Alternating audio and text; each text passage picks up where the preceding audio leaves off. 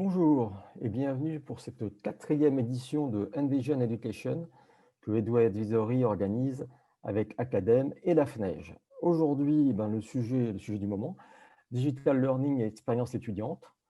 Depuis le début de la crise sanitaire, l'urgence pour les établissements a été d'assurer la continuité pédagogique. Entre distance learning et blended learning, la rentrée fait encore la part belle aux enseignements digitalisés, encore plus maintenant avec le confinement. Mais comment, dans ces conditions, assurer l'engagement des étudiants? Comment relever les enjeux globaux d'expérience étudiante au-delà de l'apprentissage? Au fond, comment mener la transformation digitale? Comment améliorer l'expérience digitale des étudiants? Et surtout, qu'attendent-ils vraiment? Comment les engager? Comment engager les enseignants? Utiliser le levier digital pour transformer l'approche pédagogique.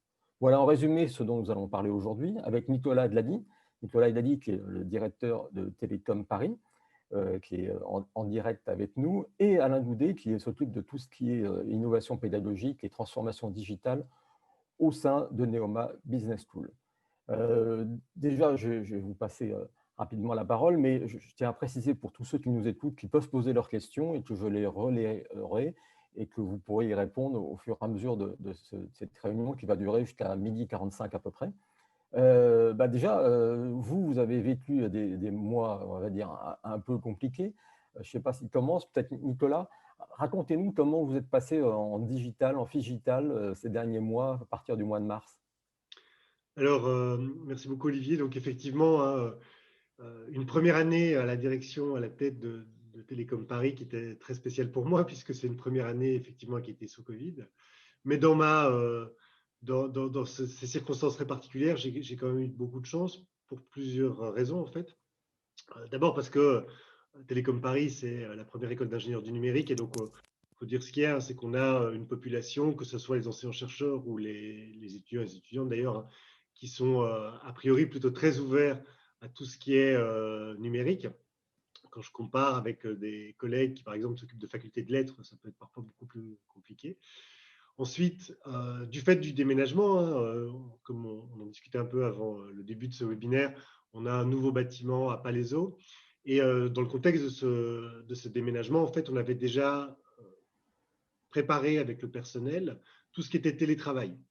Donc, en fait, mon prédécesseur, hein, avait pu préparer à la fois le staff, les enseignants-chercheurs et toute l'administration à télétravailler plusieurs jours par semaine. Donc, on avait déjà cette préparation-là. Et puis enfin, en fait, en tant que nouveau directeur, moi, j'étais venu avec un plan de transformation digitale. On avait commencé à en préparer parler avec le directeur de la formation initiale, le directeur des formations et la DSI. Et dès février, en fait, on avait, avec les membres du CODIR aussi, on avait commencé à préparer ce qui s'annonçait comme des limitations de déplacement. On avait limité les déplacements à l'étranger. On avait demandé aux étudiants de s'organiser, aux enseignants-chercheurs de préparer un passage éventuel en distanciel. Et donc, quand le président de la République a annoncé la fermeture, en fait, nous, on était prêts à basculer. Donc, en 3 jours à peu près, on a basculé. En plus, on a toutes des nouvelles infrastructures. On a la chance d'avoir des classes qui permettent des enregistrements et des diffusions live, etc. Donc, c'était plutôt, j'étais dans des conditions plutôt faciles par rapport à d'autres écoles qui pouvaient avoir une situation très compliquée. Alors, pour la rentrée, euh, avec les équipes, on a pu préparer la rentrée plutôt bien à l'avance, hein, puisque dès mi-mai, on a commencé à préparer avec des enseignants-chercheurs, avec des étudiants, avec des spécialistes de l'enseignement à distance, toutes les modalités pédagogiques qu'on pouvait concevoir. On a préparé une boîte à outils qu'on a fournie aux enseignants en leur disant voilà tout ce que vous pouvez faire en synchrone, en asynchrone, en asynchrone. En synchrone, pardon, d'abord présentiel, distanciel, hybride, commodal, sur tout ce qui était asynchrone, quelles étaient les modalités qui marchaient le mieux, quelles étaient les ressources qu'on mettait à disposition. On a aussi envoyé pendant les différentes phases du confinement du matériel, que ce soit aux enseignants ou même à certains étudiants. Donc au final, on a eu de la chance puisqu'on était dans une situation plutôt favorable par rapport à d'autres établissements. Et on a pu préparer avec tout le monde et on a basculé. Et d'ailleurs, on est toujours en train de continuer à travailler. Alors, c'est intéressant, on en parlera certainement par la suite, mais de tout ça aussi, on peut apprendre énormément de choses dans ce qui s'est bien passé, ce qui a été plus compliqué. L'aspect dégradé du commodal par rapport à ce qu'on pouvait imaginer qui était peut-être bénéfique dans l'enseignement à distance. Et on va aussi préparer tout ce qui est qu'a-t-on appris de tout ça et qu'est-ce qu'on va garder parce que ça fait partie vraiment des questions aussi que les enseignants, ils me font remonter, tout n'est pas à garder dans ce qu'on a mis en place. Là, on est obligé, nécessité fait loi, mais une fois qu'on passera à l'étape d'après, ce que tout le monde attend avec impatience, on va sans doute pas garder tout du commodal comme on a pu le faire aujourd'hui, même si ça a des avantages, en particulier pour les étudiants internationaux, les étudiants qui ne peuvent pas être sur site. Merci Nicolas. Alain, donc on voit votre fond d'écran, c'est votre campus virtuel persistant. On va reparler après peut-être. Mais déjà, le passage, ça a été relativement simple comme pour au télécom ou ça a été plus compliqué, le passage Alors, digital? non, le passage a été relativement simple dans le sens où, comme ce qu'évoquait Nicolas, en fait, tout dépend de la trajectoire dans laquelle se situait l'établissement au préalable, j'ai envie de dire. Et c'est vrai qu'à Neoma, pour le coup, on avait la chance d'avoir amorcé notre transformation digitale bien avant, en fait, l'arrivée de cette crise sanitaire. Ce qui fait que finalement, tant d'un point de vue de l'organisation et la structuration donc, des équipes au niveau de l'école, que du point de vue des outils, de ce qu'on pouvait faire et de ce qu'on peut faire avec, on était déjà assez mature. Et de la même manière, on a mis en place cette logique de boîte à outils, ces approches de formation des équipes pédagogiques, mais également du staff, parce qu'une école, c'est principalement des cours, mais en fait, il y a énormément d'autres activités qu'il a fallu virtualiser et transformer, numériser. Quelque part, ça a été une forte accélération finalement qui a été induite par ce contexte sanitaire. Et moi, je crois qu'aujourd'hui, on voit quand même assez clairement finalement des établissements, des institutions qui avaient déjà amorcé cette transformation numérique et qui finalement arrivent à capter cette accélération et à transformer finalement cette contrainte en la positivant et en étant un facteur de transformation numérique de leur établissement et de leur pédagogie. Et malheureusement, effectivement, d'autres établissements qui sont peut-être un peu plus en peine, mais parce que la structuration, la mise en place de la trajectoire de transformation n'était pas suffisamment entamée ou suffisamment robuste pour le faire.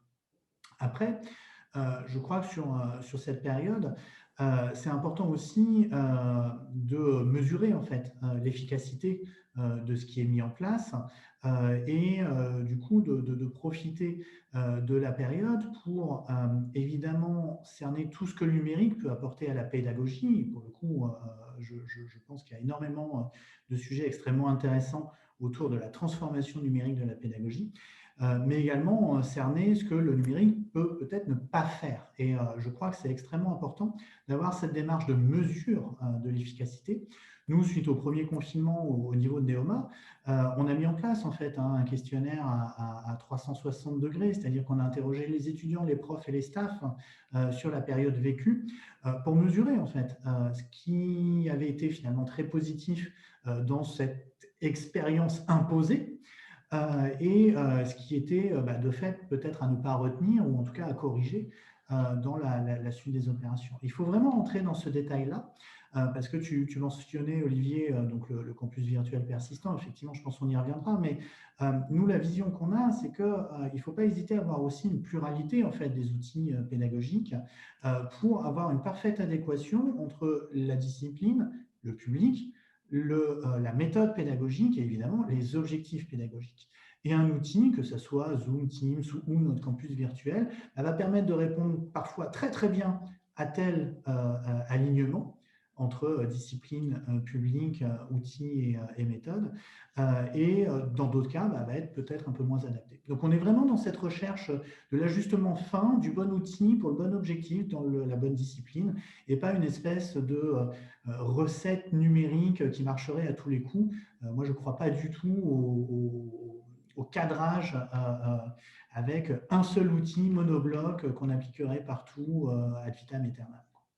Justement, Alain, vous avez choisi quoi comme outil au mois de mars? Vous vous êtes dit, on va passer sur Zoom, sur Teams, Blackboard. Enfin, il y avait quand même profusion d'outils possibles. Comment vous avez choisi? Alors, déjà, on avait des outils qu'on utilisait parce que c'est pas non plus nécessairement en période de crise qu'il faut absolument tout d'un coup tout changer et nécessairement bouleverser un certain nombre d'habitudes. Donc, pour le coup, Neoma travaillait déjà avec Zoom et avec Teams. Donc, on connaissait très très bien ces deux outils. Néanmoins, il y avait une grosse inconnue qui était la capacité des différents acteurs du numérique, au-delà même des outils de visio, d'absorber la charge. C'est-à-dire que je crois que tout le monde était conscient que la sollicitation tant des réseaux au sens infrastructure que des applications et donc du coup du cloud ou des infrastructures d'hébergement, que tout ça allait être extrêmement sollicité et nous, à aucun moment, on est parti du principe que tout allait tenir sans se poser de questions. Donc en fait, y compris dans notre basculement en tout numérique, on a établi une logique de fonctionnement. Et typiquement, Teams a été dédié plutôt à tout ce qui était de l'interne et ce qui relevait du fonctionnement des équipes, des réunions, etc. Et Zoom a été plutôt dédié à tout ce qui relevait de la pédagogie et, on va dire, de l'univers faculté, pour faire simple. Et au-delà de ça, on a identifié également d'autres outils vers lesquels on pouvait éventuellement basculer si jamais on se retrouvait en difficulté avec telle ou telle plateforme. Et y compris d'avoir fait ce choix finalement délibéré d'avoir ces deux outils en parallèle, nous permettait évidemment en cas de difficulté, par exemple autour de Zoom sur le périmètre faculté, du jour au lendemain de basculer, y compris les cours sur la plateforme Teams sans trop de difficultés. Mais une fois encore, il faut vraiment rentrer dans le détail en fait de ces différents outils. Moi, ma conviction, c'est qu'ils sont extrêmement complémentaires et c'est important d'avoir finalement le bon mix pédagogique en phase avec le bon mix des outils numériques. Nicolas, la même question. Je crois que vous utilisez aussi un logiciel libre. Nicolas? Alors, nous, en fait, effectivement, hein, comme Alain, on est d'abord parti de ce qu'on avait, mais on a aussi expérimenté des nouvelles choses. Alors, bien sûr, Zoom, comme beaucoup de monde, ça fait partie de ce qu'on avait un peu dans, dans, euh, dans notre boîte à outils qu'on offrait. Donc, au départ, on avait une solution qu'on appelle eCampus, qui intègre aussi du Moodle, hein, et dans lequel on avait tout un tas de choses. Et on a aussi utilisé beaucoup Big Blue Button et des solutions de ce type-là. Il faut savoir aussi qu'une école d'ingénieur, alors j'ai un peu l'expérience des deux, hein, par rapport à une école de commerce, il y a une particularité, surtout une école d'ingénieur du numérique, c'est qu'a priori, un professeur du numérique, il va faire sa propre solution. Donc, on a plusieurs départements où ils ont installé sur leur propre serveur des instances de Big Blue Button et ils ont testé tout un tas de choses. Et alors, nous, on devait aussi gérer ça, c'est-à-dire qu'on devait leur expliquer que oui, peut-être que vous, c'est peut-être la solution qui est la plus facile pour vous, mais d'un autre côté, du point de vue des utilisateurs que sont nos étudiants, on ne peut pas non plus les balader. Ah oui, mais pour tel cours, il faut se connecter à telle plateforme, et pour tel autre cours, il faut se connecter à telle autre plateforme. Et alors, les modalités ne sont pas pareilles, et il faut configurer votre ordinateur de telle façon, etc. À côté de ça, il y avait aussi la discussion, et à nouveau, parce que nous, on a des enseignants qui sont très, très sensibilisés à certains sujets de privacy, de gestion des données, etc. Donc, vous avez peut-être déjà vu les articles que peut publier, par exemple, un Antonio Casilli de Télécom Paris sur ce genre de sujet. Vous vous souvenez certainement qu'il y a eu beaucoup de polémiques, d'ailleurs, qui existent encore, hein, sur Zoom, et sur la manière dont l'accès aux données qui concernent Zoom est géré. Et donc, on a eu beaucoup de questions là-dessus. Donc, on a dû faire la part des choses entre les infox et la vérité, en tout cas telle qu'elle a été comprise par les experts sur le sujet. Effectivement, on pouvait dire Big Blue Button dans un cadre de département ou de réunion d'équipe, il n'y a aucun souci, vous utilisez ce que vous voulez. Et peut-être que pour Zoom, on va systématiser l'approche. D'ailleurs, on a évolué par rapport à ça. Au début, on avait plusieurs solutions concurrentes en fonction des programmes, et petit à petit, on a convergé vers quelque chose où maintenant, en fait, typiquement, la salle Zoom, elle est intégrée à notre outil de planification de la réservation des salles, de la logistique, en fait, hein. Donc, quelque part, vous avez votre salle de classe, vous avez votre créneau Zoom, on peut faire du commodal, et tout ça est intégré et à peu près transparent pour l'enseignant ou pour les étudiants. Ça, c'était pour la rentrée maintenant. Ça n'a pas été le cas sur le premier confinement.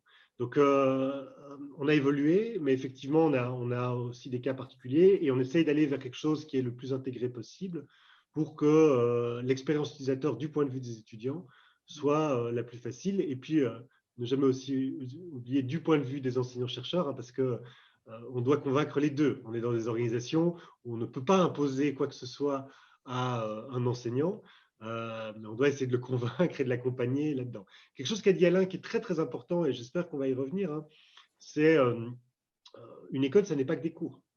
Et là aussi, on a eu une expérience différente entre le premier et le deuxième confinement. Sur le premier confinement, les étudiants étaient un peu voilà, perdus par rapport à ce qui s'est passé. On a aussi fait des sondages à la fois auprès du personnel et des étudiants. Ce qu'on voyait d'ailleurs, hein, je le dis, la seule chose qui était pire que d'être coincé avec, de devoir faire cours avec ses enfants qui faisaient du bruit derrière, c'était de devoir suivre des cours avec ses parents qui suivent derrière, hein. On voyait qu'au final, les étudiants vivaient pratiquement plus mal le fait de devoir retourner chez leurs parents ou d'être coincés chez eux que notre personnel en général qui, dans la très très grande majorité, vivait ça plutôt bien. Et maintenant, sur ce deuxième confinement, on a pu mieux anticiper. Les étudiants aussi se sont habitués. Et donc, ils organisent toute leur vie associative aussi autour de ces outils. Et donc, par exemple, mercredi dernier, j'ai participé à une séance de sport organisée par le BDS via des licences Zoom que nous, on leur proposait. Et donc, ils pouvaient organiser leur séance de cardio tous ensemble. Il y avait une trentaine de personnes où on faisait nos pompes et nos burpees avec les étudiants via des ressources qui étaient fournies par l'administration de l'école. Et je pense que toute la vie étudiante, c'est aussi très, très, très important et ça fait partie vraiment de ce qu'on doit réfléchir en tant qu'expérience étudiante et pas seulement le pédagogique. Alors, on me demande quels outils vous utilisez. Alors, Zoom, Teams, mais je ne sais pas, il y a des outils de sondage, il y a des outils qui sont aussi très utiles, j'imagine. Alain, Nicolas? Oh bah, oui, moi je peux répondre. Oui. Bon, Zoom Teams, on l'a évoqué. Et on va au-delà, hein. Il y a effectivement quand même aussi dans la colonne vertébrale de tout ça le LMS, hein, Learning Management System. Donc en l'occurrence, on utilise à Neoma une version customisée de Moodle. Après, un des gros enjeux aussi, hein, je crois, de cet aspect de pédagogie à distance, en tout cas, nous, on l'a interprété comme ça, c'est comment on résout l'aspect de proximité et comment on arrive à créer de la proximité entre les étudiants et leurs profs, et comment on arrive à créer de l'interactivité. Et c'est bien ces deux sujets nous, qui ont guidé la réflexion.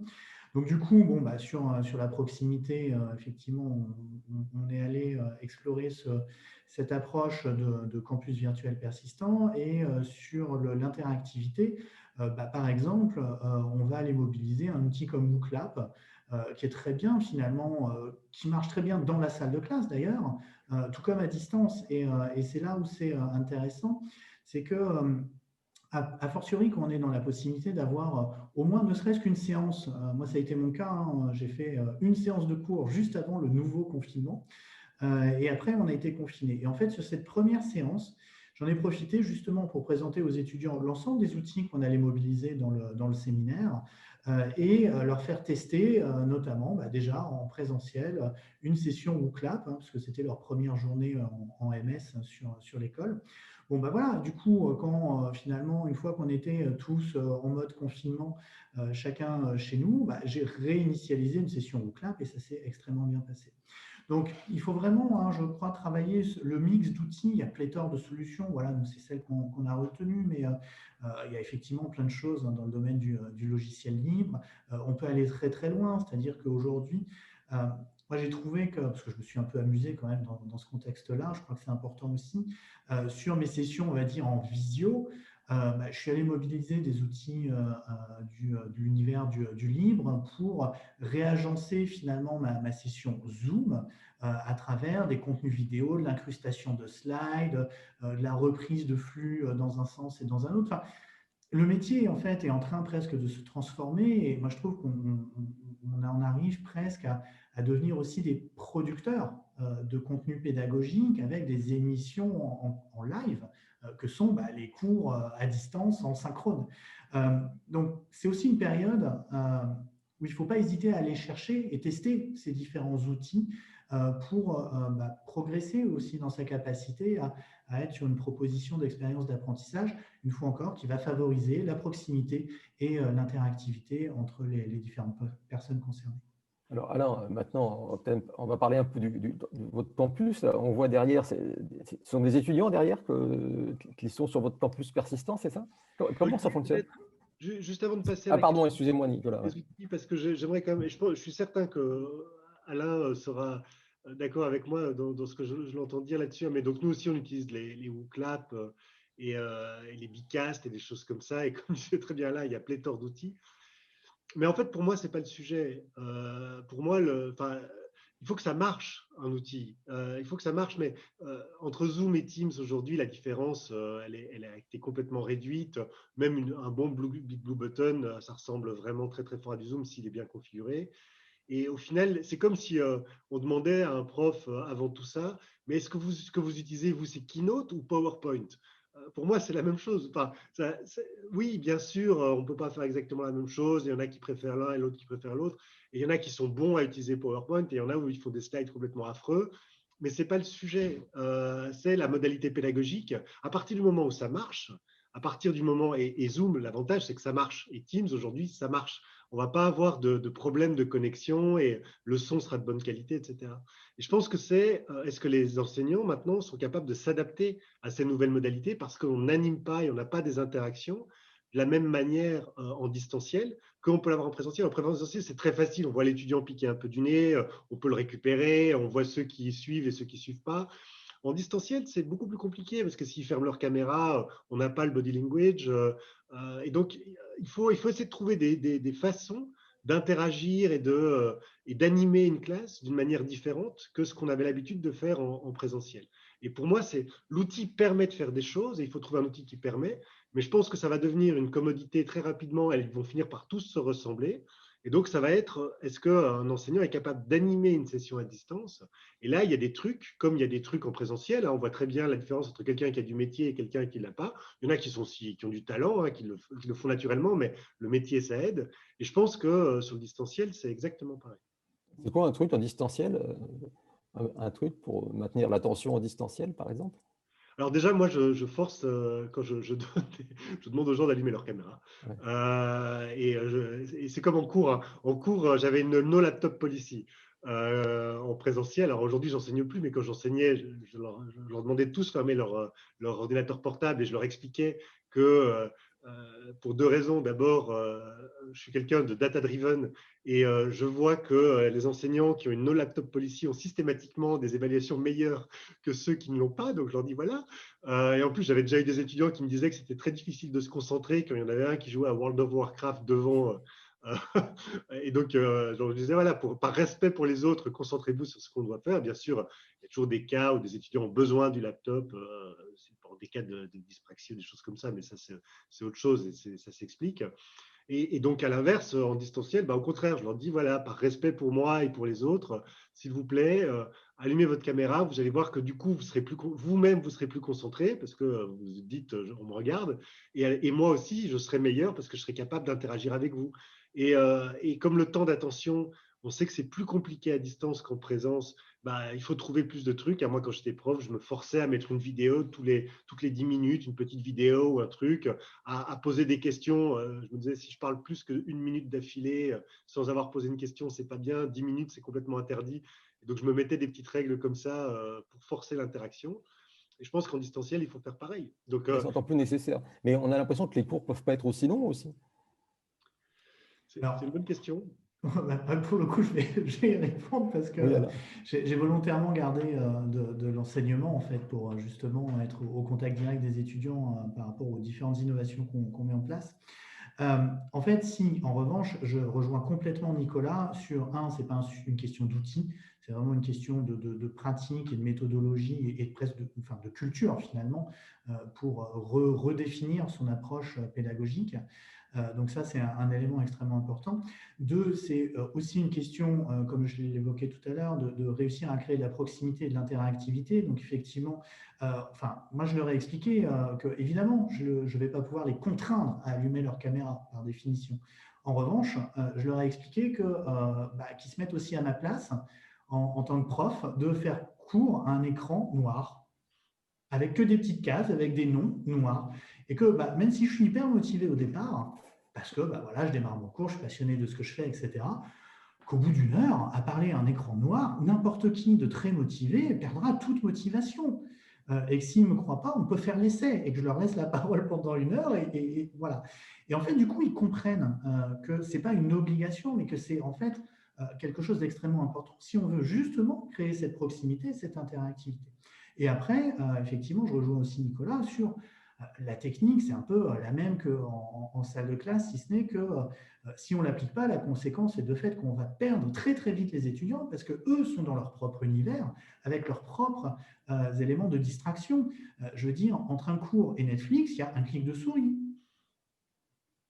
Donc, du coup, il va falloir mécaniquement développer, favoriser cette interactivité, cette proximité. Et là, il n'y a pas de solution exceptionnelle. Hein. C'est effectivement leur donner la parole très régulièrement, proposer une pluralité des supports pédagogiques, des activités pédagogiques. Et moi, typiquement, une session de cours qui est planifiée sur 3 heures, parce que c'est comme ça qu'on fonctionne au niveau de l'école, en fait, mes activités pédagogiques, elles fonctionnent sur des créneaux de 10 à 15 minutes maximum.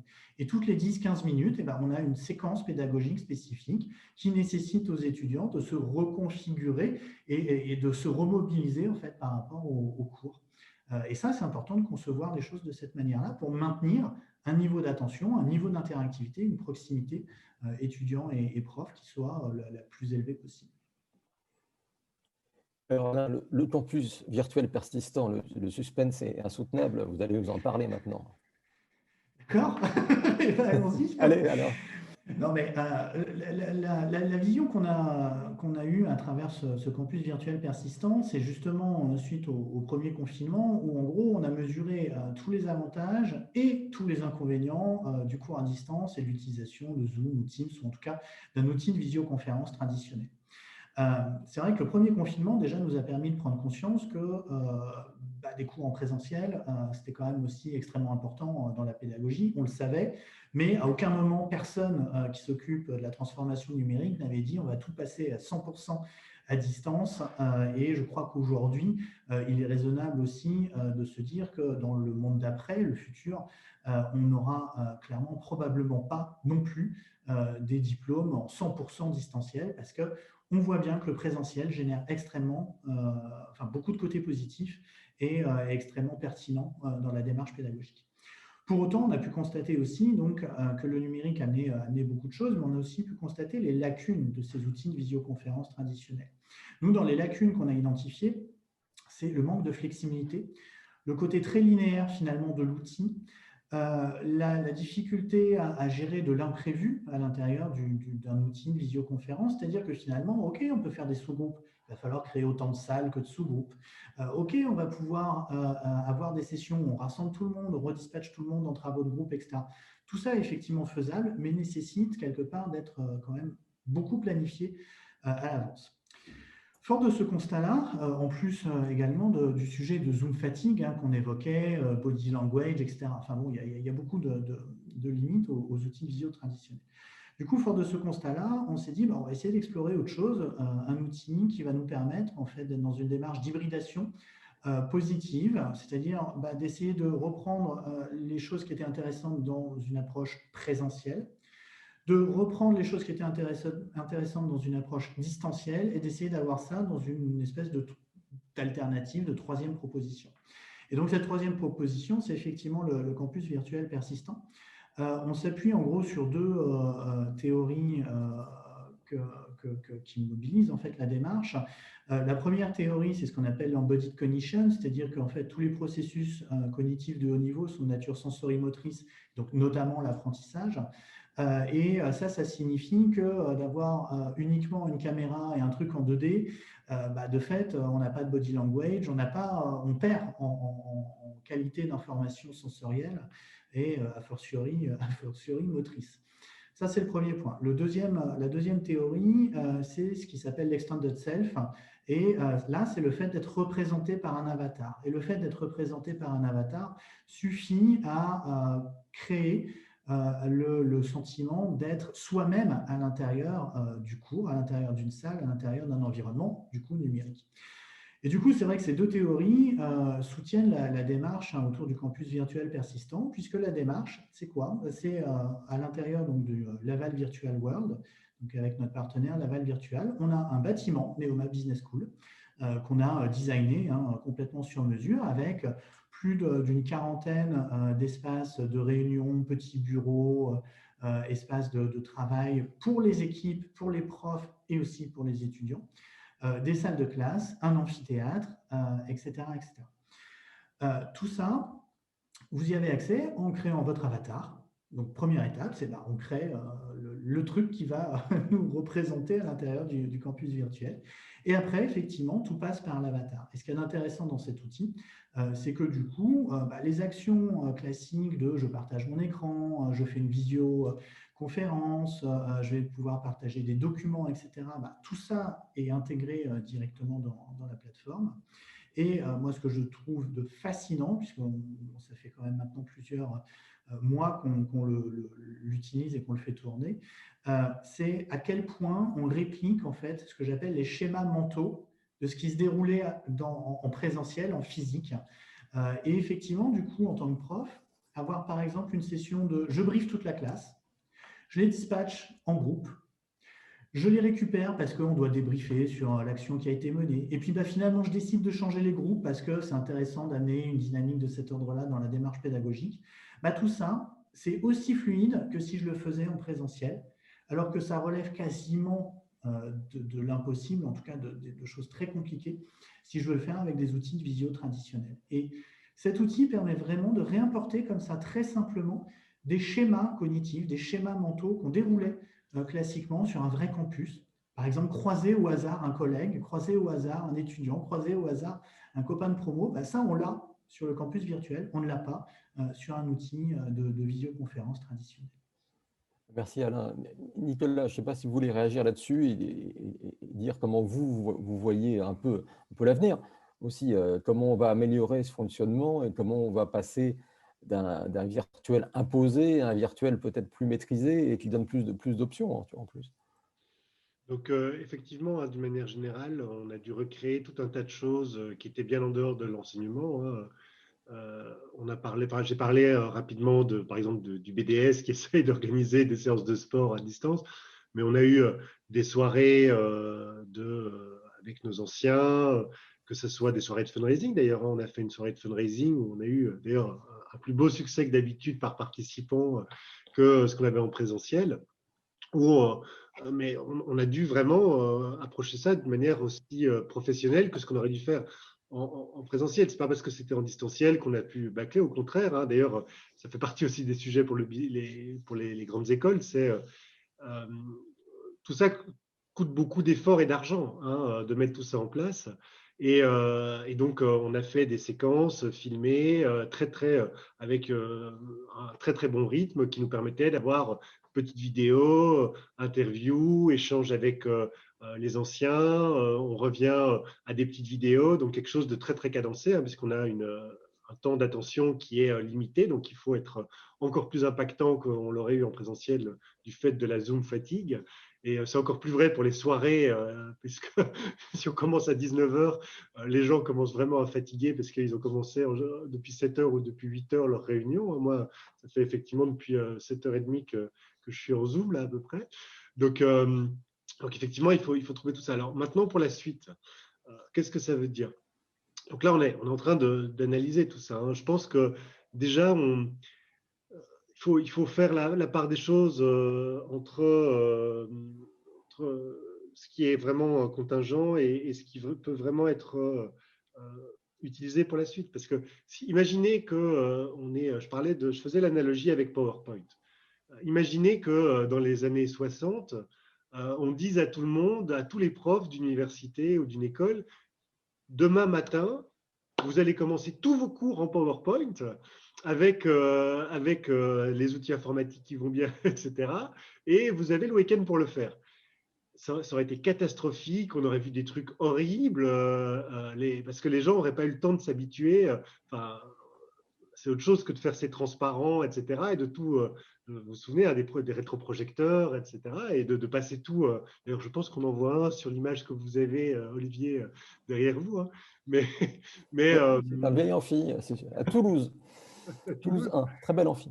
Mais ce n'est pas pour ça que 20 ans plus tard, on ne s'est pas rendu compte que maintenant, il n'y a pratiquement plus aucun prof qui utilise PowerPoint. Et si on leur avait demandé 6 mois après, quand on les avait forcés à utiliser PowerPoint, est-ce que PowerPoint, vous êtes pour ou vous êtes contre, on aurait sans doute eu 80% des gens qui auraient dit qu'ils étaient contre. Donc moi, je ne me fais pas d'illusions. Hein. Je pense que si aujourd'hui, je demandais à mes enseignants est-ce que vous voulez faire plus que du présentiel ou que du distanciel, ils me demanderaient tous pour revenir en présentiel dès demain, quoi. Il n'y a aucun doute là-dessus. Par contre, moi, j'ai la conviction que dans une expérience apprenante, surtout parce que là, on pense beaucoup pour nos écoles à la formation après le bac ou après la classe prépa, mais dans une perspective de formation tout au long de la vie, l'enseignement à distance est vraiment très, très utile, qu'on soit en stage ou qu'on bosse ou qu'on ait une famille dont on doit s'occuper. On n'a pas toujours le temps d'aller au campus, que ce soit à Palaiseau ou ailleurs, et donc, ou à Toulouse. Et donc, le distanciel et des solutions comme ce que montre Neoma, ça peut être très, très intéressant. Et c'est d'avoir tout à disposition, donc de se dire, parfois j'ai envie de venir en salle de cours parce que l'expérience est quand même quelque chose de particulier. Parfois j'ai envie de suivre un cours à distance. Moi j'écoute énormément de cours audio. J'adore les cours audio, j'en écoute beaucoup. Et je trouve ça très pratique quand je vais courir, par exemple. Et en fait, voilà, je consomme mon éducation comme on consomme tout le reste. Hein. On en parlait quand on préparait le webinaire, Olivier, mais du côté des médias, les journalistes, vous savez très bien qu'on consomme aujourd'hui des médias et de l'information de manière complètement différente de la manière dont on la consommait, pour le meilleur et pour le pire d'ailleurs, hein, il y a 20 ans. Et je pense que l'éducation, ça va être pareil. Donc, il va falloir protéger ce qui doit être protégé hein, pour ne pas nous retrouver dans des situations comme on le voit par exemple avec je parlais des infox sur les réseaux sociaux aujourd'hui où on raconte tout et n'importe quoi. J'espère qu'on n'éduquera pas d'une manière complètement enfin, voilà, qui est en dehors de ce qu'on pense être les valeurs de l'éducation.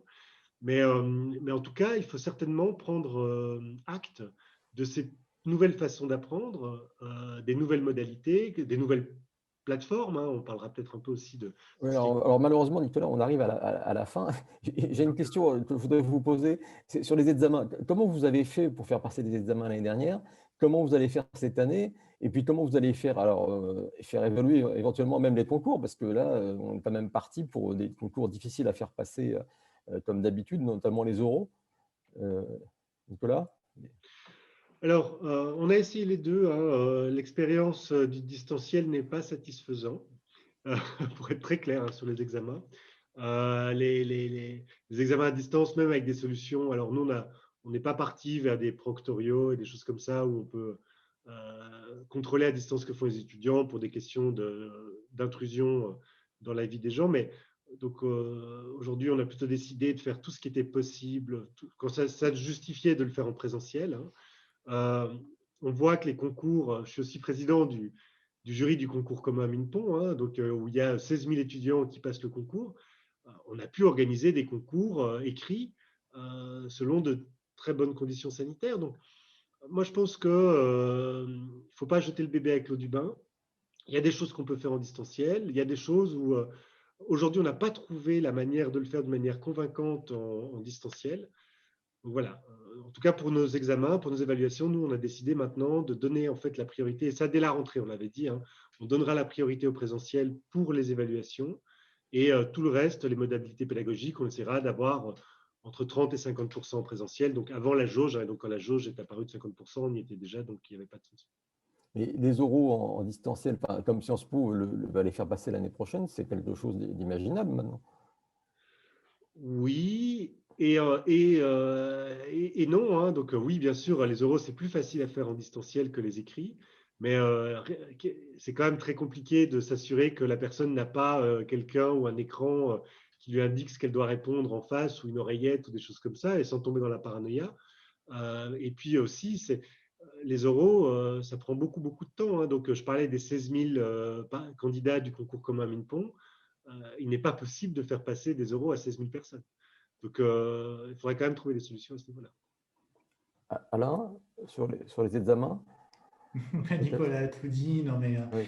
les examens, c'est un vrai sujet. Nous, pour le coup, on avait effectivement, clairement pas fait le choix d'aller sur des outils qu'on appelle les outils de proctoring, parce que dans le benchmark qu'on a fait, il y a de trop gros enjeux de respect de la vie privée d'une part, et d'autre part, moi je trouve que ça ne fait pas le job. C'est-à-dire que en fait, aujourd'hui, c'est encore très facile de planter un algorithme de proctoring et du coup d'avoir de la triche à l'examen. Donc, fort de ce constat-là, nous, on avait fait délibérément le choix de ne pas déployer ce type d'outils au niveau de Neoma. Et plutôt d'être là aussi, soit à privilégier le présentiel à chaque fois que ça serait possible, tant pour les examens, là, pour le coup de ce semestre actuel que pour le cours, soit d'aller sur des modalités alternatives qui étaient du coup compatibles avec le distanciel, mais une fois encore sans s'imposer en fait ce recours au proctoring. Ça, c'est un point important, c'est-à-dire que il y a bien le sujet de l'urgence et ça, clairement, il y a beaucoup de sujets, notamment lors du premier confinement, que les établissements ont eu à traiter en urgence. Et là, je crains malheureusement qu'il faille s'habituer à ce contexte-là et du coup rentrer non plus dans une gestion de l'urgence, mais vraiment une gestion de ces questions-là au long cours. Donc, du coup, ça nécessite effectivement peut-être de se réinterroger sur les modalités d'examen, de revisiter tout ça. Et là, on a sollicité, nous, la faculté pour faire ça, pour ne pas diminuer les attentes vis-à-vis du programme, vis-à-vis des diplômes qu'on délivre, mais modifier, transformer les manières d'évaluer ça. Et typiquement, moi je crois beaucoup, puisque je l'ai dit tout à l'heure, sur du distanciel où on est de fait beaucoup plus en proximité aussi avec les étudiants, il y a peut-être manière à modifier aussi ces modalités d'évaluation pour intégrer davantage finalement de micro-évaluation tout au long d'un séminaire ou tout au long d'un parcours et qui permettent du coup de réinventer les formes d'évaluation. Et là, on est un peu voilà, dans cet entre-deux, entre ces deux mondes-là où on voit bien qu'on a géré la crise qui est arrivée quand même assez rapidement et on est en train, les uns et les autres, je crois, de poser les fondations de la suite de ce que doit être la formation de demain, tant sur l'aspect formation que sur l'aspect examen. Alors on est près de la fin.